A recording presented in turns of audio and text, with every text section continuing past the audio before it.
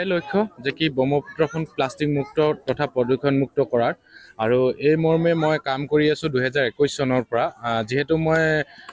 river টুৰিজিমৰ লগত জড়িত মই ৰিভাৰ টুৰিজিম 19 চনৰ পৰা আৰু ব্ৰহ্মপুত্ৰখন মই নিজৰ ঘৰ বুলি ভাবোঁ আৰু ঘৰখন মই চফা কৰাৰ লক্ষ্য উদ্দেশ্য ৰাখিয়ে মই 21 চনৰ পৰা কাম কৰি আছোঁ 21 চনত মই 1600 বটলেৰেদি এখন প্লাষ্টিক বটলেৰে ছেম এনেকুৱাই যে বনাই পিনে মই ডিব্ৰুগড়ৰ পৰা মাজুলী অভিমুখে যাত্ৰা কৰিছিলোঁ এই যাত্ৰাত সফল হৈছিলোঁ আৰু নেক্সট বছৰ মই সেই আকৌ 1600 বটলেদি লৈ মই যাত্ৰা কৰিছিলোঁ দিহিংমুখলৈ আৰু 3 নম্বৰ বছৰটো মই সেইটো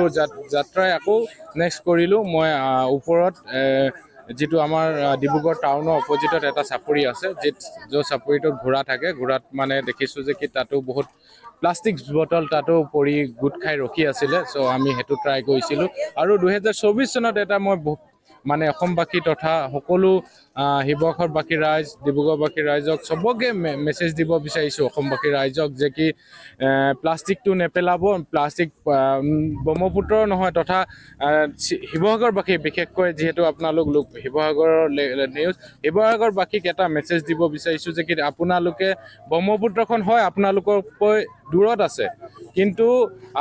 আপোনালোকৰ ওচৰেদি দুখন নৈ বৈ গৈ আছে সেই দুখন নৈত নেপেলাব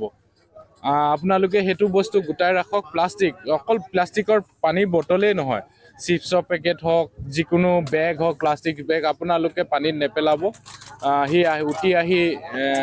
ক'ৰবাত নহয় ক'ৰবাত লাগি যায় আৰু লাগি যোৱাৰ পিছত সেই জেগাটোৰ বহুত পলিউশ্যন কৰে চ' মই এটাই আহ্বান চবকে যে কি প্লাষ্টিক আমি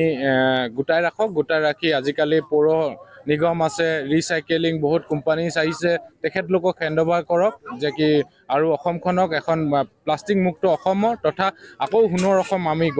গঢ়া তোলাত আমি প্ৰচেষ্টা কৰোঁ এই মোৰ লক্ষ্য লৈ আজি মই এই 13 দিনীয়া যাত্ৰাত মই ডিব্ৰুগড়ৰ পৰা গুৱাহাটীলৈ ওলাইছোঁ